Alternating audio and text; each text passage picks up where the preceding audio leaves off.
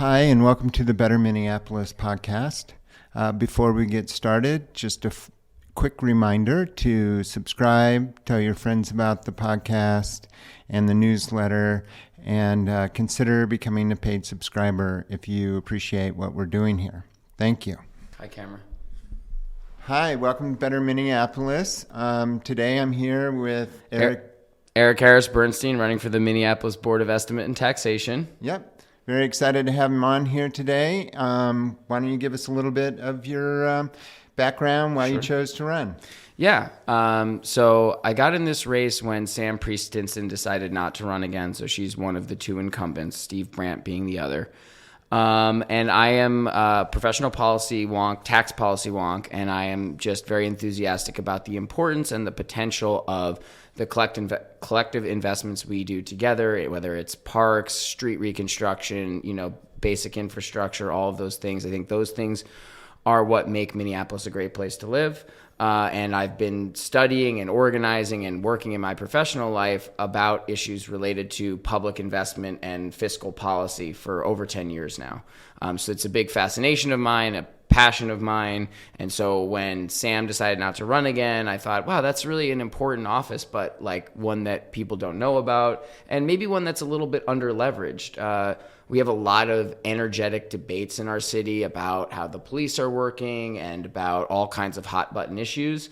But I think we don't talk enough about, what value are we getting for our tax dollars and how can we get more value for our tax dollars? The conversation around taxes often boils down to, candidates promising over who's going to raise your taxes less or who's going to cut your taxes the most. And I understand where that instinct comes from, but it's not a very constructive attitude about how could we make a better city for everyone, especially when we have things like an unsheltered population that is creating public health and public safety concerns and are, also just represents a tragedy of human rights, in my opinion.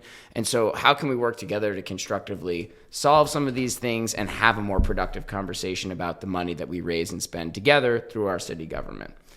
Kind of a long-winded answer. Sorry. Okay. It's all right. It just so happens that today, I forget where I was reading it, maybe the Reformer, they were talking about, kind of preparing people for their statements, their property tax statements and tax increases and the levies, and explaining, part of it is Hennepin County, part of it is going to be Minneapolis, right. And it gets complicated. I know I don't fully understand it, but if, say, the levy is 7.9. I'm not sure what's proposed yet. 7.8. You almost had it. So 7.8. That doesn't necessarily mean that my specific rent or property taxes on my home are going out up 7.8. There's all kinds of other factors like how much commercial rent is being taxed and property values and all kinds of stuff. I can explain a little bit about that, just the mechanics of it. And I have a video of this. If you're on Instagram or Facebook, you look up EHB for BET or search for Eric Harris Bernstein, Board of Estimate and Taxation. The video I did basically explains how a levy works, and it's worth explaining that because it's not how other taxes work. Sales taxes, income taxes, you've got a fixed percentage, and you multiply that percentage by the base. So if you're buying some nuts and bolts at the hardware store, 6.875% on that's your sales tax bill, right? And so your sales taxes go up with the prices. Similarly, income taxes, it's like we've got different brackets. You pay 5.85% on your first $40-some thousand of income, and then you pay 3575, whatever it is. So we have those set rates, and if you make more money, you pay more taxes. If prices go up, you pay more taxes. Property taxes don't start with a rate, but it's a total amount of money that the city says it's going to raise in order to fund the budget. And so it's around like $700 million right now in that ballpark. And so that, I'm sorry, what's $700 million? That's the levy, the total amount of property tax revenue that the city is going to collect. Okay. And so then they take that total amount of money and they spread it across the base, which is all property in the city. And it's a little more complicated than this, but basically everyone pays in proportion to the share of total value that they own. So you're spreading that total levy across the tax base. And so to your point, they raise it 7.8%, But not everyone gets a 7.8% increase because some people's values have gone up relative to the total and some people's properties have gone down relative to the total. And so it's that new proportion that matters. So if you're in, like, for example, some of the higher earning, higher wealth parts of the city where property values are rising, and then compared to downtown where commercial values are falling, your taxes are gonna go up more than 7.8% because not only have we increased the levy 7.8%, but also now you represent a relatively larger share of the total value of property in the city. So that creates a lot of confusion and frustration about property taxes because people don't really know what to expect and we have to pay them in these big chunks and things like that. But that's how the levy works. And there's benefits and drawbacks to that approach. It's more stable because we pick a number and we're like, we're going to collect this much revenue. If it were a percent and then commercial values plummeted, all of a sudden the city would have a huge budget hole. This way, it creates more increases on different people at different times, but the revenue is more predictable, which is important because we do have to fund maintaining our infrastructure. We have to fund public safety, we have to fund parks and all of these things, and people don't like it when we cut those things. So right. Property taxes are complicated and they're very unpopular, but part of that unpopularity comes from just being complicated too. So just to kind of step back a little bit and break down how the whole process works. So the mayor has to come up with a budget every year, right? And it has to be balanced, right? Like you can't... Not the federal government. We can't just print money. Right. Yeah. So he comes up with a budget, and that just happened in, I think, is it September? It was about a month ago. Yeah. And then it goes to the council, and they do a bunch of hearings with the different departments and stuff, and kind of, I don't know, I guess, see if they're on target or why they need the money they're asking for.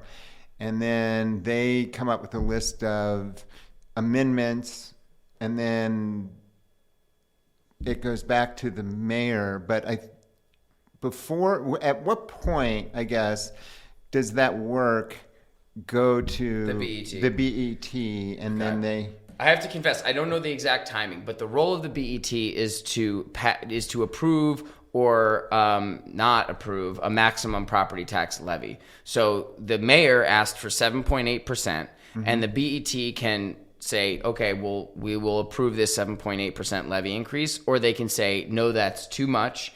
It should only be 6.8%. Or they can say, we think it's not enough, and we're going to actually approve a levy increase of up to 8.5%, let's say. So that's one of the major functions. That's the major function of the Board of Estimate and Taxation, is to approve the maximum property tax levy increase. And within that maximum, the mayor and the city council can approve anything up to that amount. And the reason that it exists, this is helpful to explain, I think. We have right now two concurrent levies. The park board has its separate levy authority, and the city has separate levy authority. And so, and the county does the county does too, but that's not under the auspices of the BET. So we had the city and the park board, and then once upon a time we also had the libraries. So we had these three different levy authorities, and they created the Board of Estimate and Taxation so that there to be a place where all of these groups came together with directly elected representatives. That's one of the positions that I'm running for. And to make sure that when you combine those three levies, that it's not overall too much of a property tax increase for Minneapolis residents. So it was like, we've got a lot going on between these three different levies and bonding, which is borrowing, for these different enterprises. So let's have a joint, sort of fiscal oversight body. That's why we have the BET. But the libraries are now run by the county, so they're a separate thing. But the BET still oversees the park board and the city budget. And that board, I know I'm not going to get this right. There's 4 city councilors on it, or is that right? 2 city council members, the mayor, a park board member, and 2 residents elected directly. Okay, all right. And why I mean, it's kind of an unusual office. What motivated you? A lot of other cities don't have it, yeah. What motivated me? Well, I got into it a little bit in the beginning, but yeah, I've just been both interested in and passionate about the importance of public investment, and especially in Minneapolis, good parks, good street infrastructure, like good urban design. These are all things that make Minneapolis a special place to live, and I think that right now our politics is sort of hostile to that notion, right? We talk a lot about the burden of taxation, but we don't talk very much about the promise of public investment. And I became interested in this role because it seemed like a good place to talk about that with people. And I have to say, I was absolutely right about that. It has been wonderful campaigning for this office. Yeah. What sort of questions do you get when you're out? Well, people are very interested to just hear that it exists because they haven't. I would say 8 out of 10 people probably haven't heard of it. And I also think, they're interested in understanding why, for homeowners, why property taxes fluctuate in these kind of unpredictable ways. They're interested in learning about why does commercial values affect my property values in this residential neighborhood miles away. And also interested just generally in the conversation about, the importance of public investment and how we can get better value for our tax dollars. I think it's been really nice. I haven't talked to one voter who disagrees with me when I say that even though we all want our taxes to be affordable, we have to maintain our public spaces and we have to invest in essential services.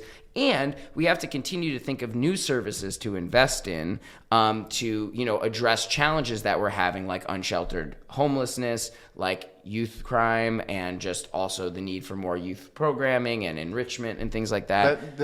The BET doesn't get to decide where it goes. No. Right. But, I mean, there are questions like a couple of years ago, they considered a youth levy. And so creating this new levy for youth programming. And the BET would have had to approve the space to make that possible. And actually, the board voted it down. And this was like 2018. And come a couple years later, we have a pretty concerning rise in youth crime. And so, like, even though the BET does not get to decide what we spend money on, it has important influence over a lot of those decisions because it's approving or disapproving the amount of money we have.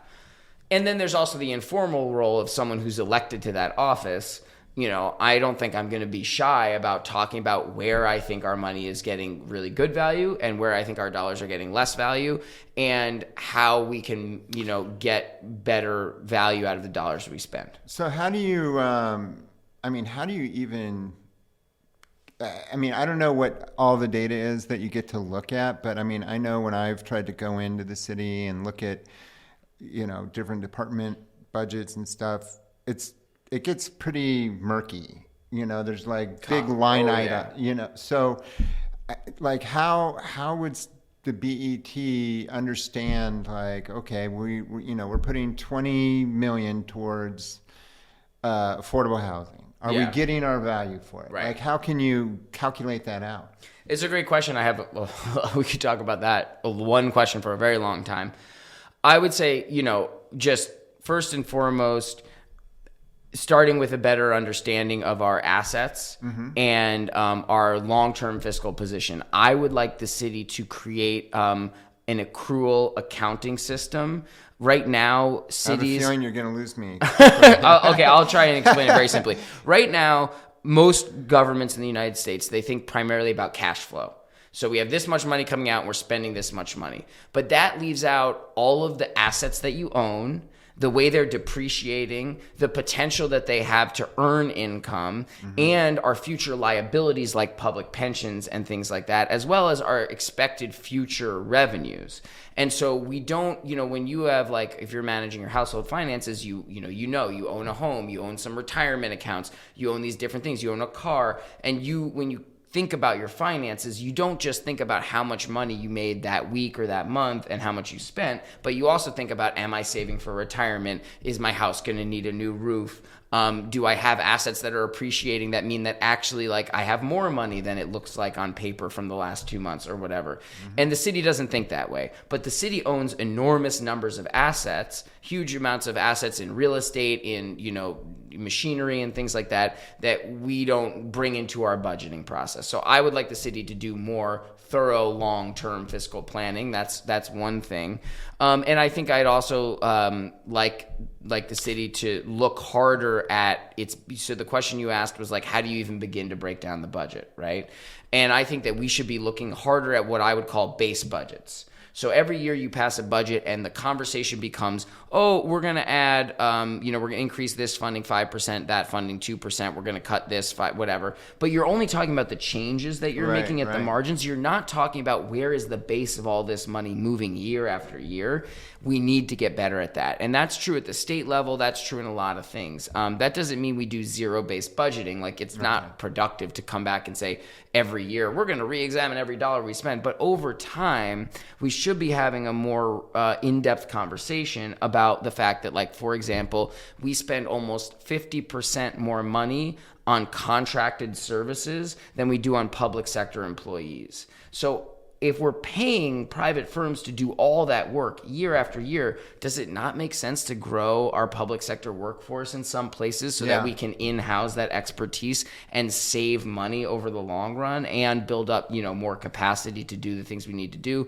So I've wondered about that a lot myself, because when you watch a city council meeting or even just look at the agenda, it's just like a big menu of money going out the door to a lot of contractors, whether it's people building roads or managing parking ramps, doing design, doing all kinds of things. And I think the city has done some good work on this. I heard that they brought their road designers in-house after a certain point because they realized they had enough money to do that, and that the design services were very costly to outsource. But if you brought them in, you could get a lot more value. I'm very interested in learning, and I think it's learning about that, but I think it's going to take time. We're not going to come in, no matter what the administration is, no one's going to come in and, throw everything out overnight and come up with a new plan. But from my point of view, we're not moving that conversation at all. And so I'm running for this office. Honestly, my biggest inspiration for running for this office is because I feel like we need to start that conversation. We have a lot of challenges coming down the pike. Falling property values is the most obvious thing, but long term, we also have these demographic changes where we are going to have fewer young people and more retired people. That is going to create a lot more costs and needs in our city and across the country. And so if we don't have really good ideas about how to get more value out of our dollars and how to invest in long-term durable structures to support people and communities, I think we and a lot of other cities are going to be in very difficult position. But if we do it right, then we have a leg up on other places in the region, and we might attract more people, and then we have more of a tax base to do more investment and invest in new things that people want and need, like childcare or, more affordable housing and things like that.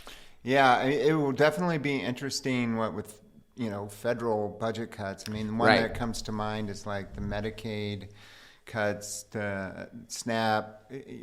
How is the city and the county too? Like, I never read anything good about HCMC, and it's like so.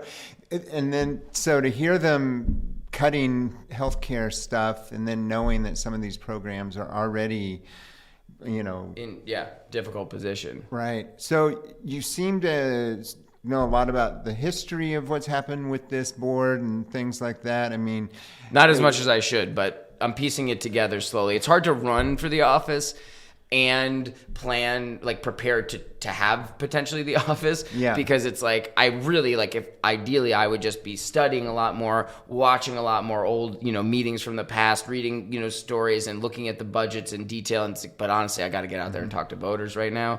So part of me is excited for a time when that's over and hopefully I've won, and then I can have some time to prepare for holding the office and educating myself even more. But I've done okay. Sorry, I cut you off.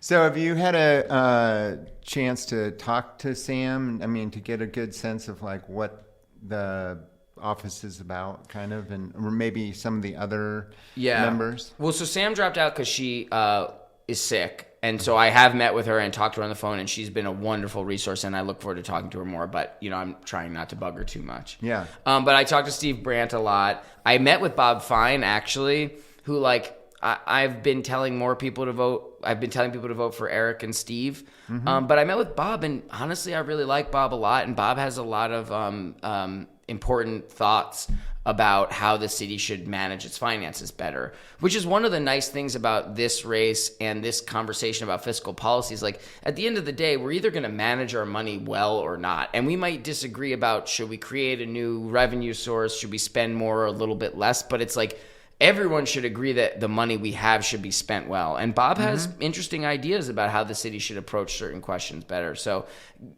I have been working in public policy for over 10 years. Yeah. Did I see you write for the Reformer? I do. I have a column for the Reformer Okay. as well, which I haven't been able to write since I started this campaign because it's kind of a murky, but hopefully afterwards I can resume.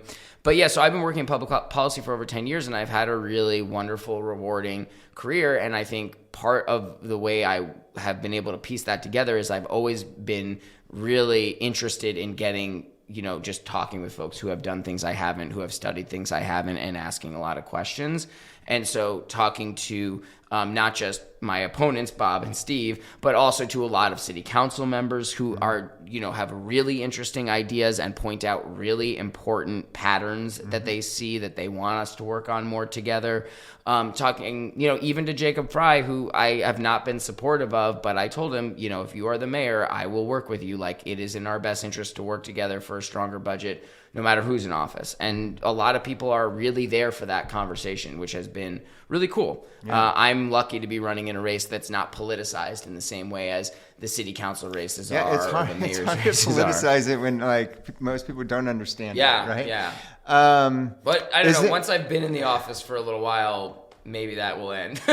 We'll see how people react. it's not a full-time position. No, it's not even really a part-time. I mean, it's And is it 1 or 2 even meetings paid? a week, I don't depending know on the if it's time of paid. year. I believe it's like about $5,000 a year.